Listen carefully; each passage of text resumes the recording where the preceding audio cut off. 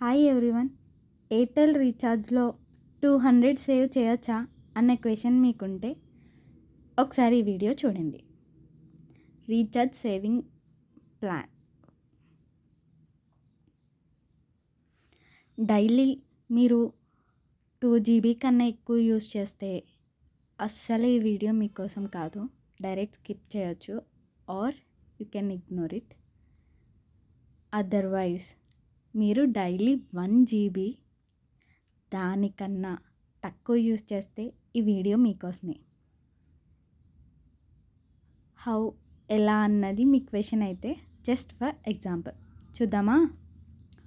28 days మనం 28 డేస్కి చూద్దాం. Unlimited calls and 2 GB data ఎంత పడింది కాస్ట్? ప్రజెంట్ అయితే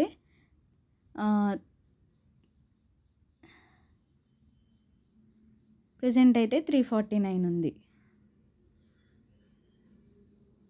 అది ఇప్పుడు మనం 3 monthsకి క్యాలిక్యులేట్ చేద్దాం ఎలా అన్నది.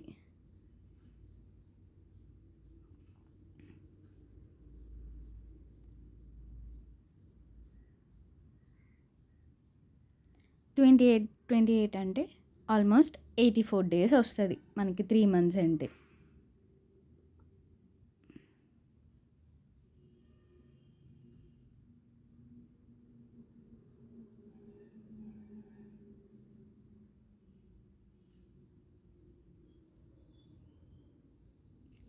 అదే మనం టోటల్ అమౌంట్ని ప్లస్ చేసినప్పుడు 349 + 349 + 349 చేస్తే మనకి అమౌంట్ ఎంత అవుతుంది?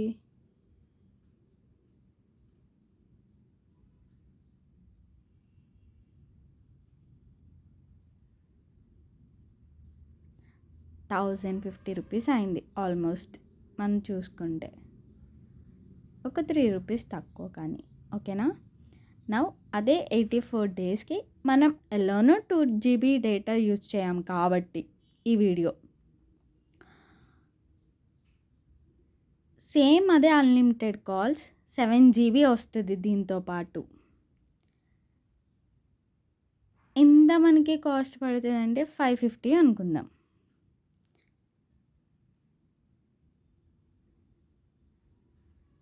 ఇప్పుడు అదే మనం డేటా ప్లాన్ ఉంది అంటే 100 రూపీస్ పెట్టి మనం 1 monthకి 28 డేస్కి చేసుకున్నాం అనుకో, డైలీ 1 GB డేటా వస్తుంది దానికి.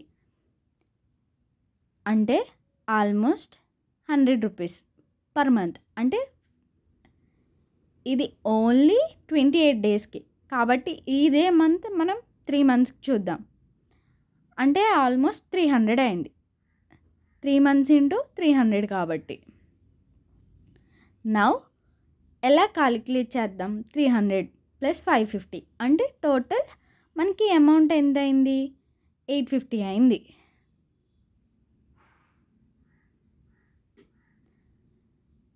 $1047లోంచి మనం 850 మైనస్ చేస్తే మనకి ఎంత మిగులుతుంది? 179 మిగులుతుంది. ఆల్మోస్ట్ 200 సేవ్ చేసినట్టే. కానీ ఇది అందరికీ సెట్ అవ్వదు. మీరు రోజుకి 2 GB కంప్లీట్గా యూస్ చేస్తే డైరెక్ట్ 2 GB ప్లాన్ చాలా బెటర్.